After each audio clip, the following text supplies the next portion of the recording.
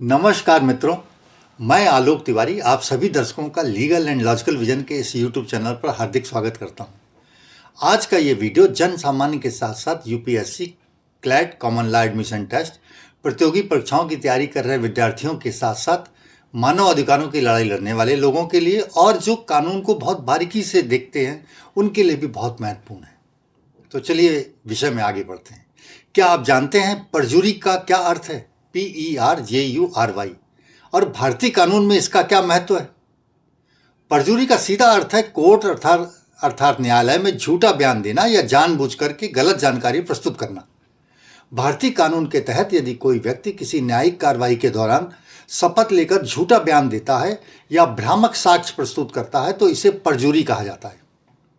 भारतीय दंड संहिता 1860 आईपीसी की धारा 191 से 193 अथवा 1 जुलाई 2024 से प्रभावी नए कानून भारतीय न्याय सुरक्षा संहिता के 227 से 229 के अंतर्गत परजुरी को एक दंडनीय अपराध माना गया है। धारा से 191 झूठी गवाही गिविंग फॉल्स एविडेंस, धारा 192 झूठे दस्तावेज तैयार करना या झूठे साक्ष्य देना, धारा 193 झूठी गवाही देने या झूठे साक्ष्य बनाने पर 3 से 7 साल तक की सजा और जुर्माने का प्रावधान है। यदि कोई व्यक्ति न्यायालय में शपथ लेकर झूठी गवाही देता है और इससे न्याय प्रक्रिया प्रभावित होती है तो यह गंभीर अपराध माना जाता है। पूर्व में इस प्रकार के अधिकतर मामले महिलाओं द्वारा अपने विवाह एवं आर्थिक स्थिति को बचाने के प्रयोजन से बनाए जाने के उदाहरण सामने आए थे, जिसे कोर्टें भी गंभीरता से नहीं लेती थी और वो ये मानती थी कि ये महिलाएं जो हैं वो अपने बचाव के लिए या अपने छोटे से उद्देश्य के लिए अपने जीवन को वैवाहिक जीवन को बचाने के लिए झूठ कर बोल रही हैं, तो वो भी उसको उतनी गंभीरता से नहीं लेती थी। परंतु हाल के वर्षों में झूठे आरोपों के मामले तेजी से बढ़े हैं, विशेष रूप से महिलाओं द्वारा दर्ज कराए गए झूठे दहेज उत्पीड़न, घरेलू हिंसा, बलात्कार और यौन शोषण के मामले। और इन झूठे मामलों में निर्दोष व्यक्तियों को लंबी कानूनी लड़ाई लड़नी पड़ती है और उनके जीवन व करियर पर गंभीर प्रभाव पड़ता है। अब अदालतें झूठे मामलों पर सख्ती से कार्रवाई कर रही हैं और झूठे गवाहों या गलत साक्ष्य देने वालों के खिलाफ परजुरी के तहत मामले दर्ज कराए जा रहे हैं। देखते हैं कोर्टों के हाल के कुछ महत्वपूर्ण फैसले इस बात की पुष्टि भी करते हैं। दिल्ली कोर्ट के जज पवन कुमार ने 7 फरवरी 2025 को एक महिला द्वारा एक पूर्व सेना के अधिकारी पर झूठा बलात्कार का मामला दर्ज कराने के मामले में महिला पर मुकदमा चलाने का आदेश दिया। अदालत ने कहा कि झूठे आरोपों से निर्दोष व्यक्तियों को न केवल मानसिक और आर्थिक हानि होती है बल्कि समाज में उनके सम्मान को ठेस भी पहुंचती है।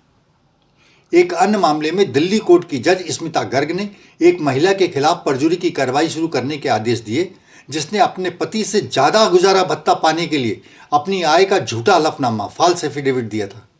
अदालत ने कहा कि यह न्यायपालिका की प्रक्रिया को गुमराह करने का प्रयास था।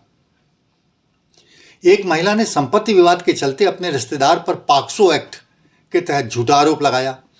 जब जज सुशीला बालाडागर को यह पता चला कि मामला पूरी तरीके से झूठा तो महिला पर 1 लाख रुपए का जुर्माना लगाया गया और उसके खिलाफ परजुरी के तहत कार्रवाई के आदेश दिए गए थे।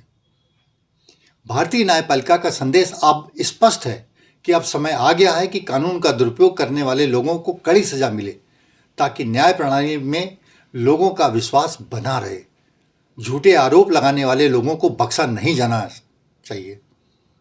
यदि कोई व्यक्ति न्यायालय को गुमराह करने के लिए झूठी गवाही देता है या झूठे दस्तावेज पेश करता है तो परजुरी के तहत कठोर दंड का सामना करना पड़ेगा। ये कदम न्याय व्यवस्था की साख को बनाए रखने और निर्दोष लोगों को झूठे मामलों से बचाने के लिए भी बहुत महत्वपूर्ण है। मित्रों, कोर्ट द्वारा स्वयं परजुरी कार्रवाई शुरू किए जाने के बारे में आपकी क्या राय है? कमेंट बॉक्स में लिखिएगा।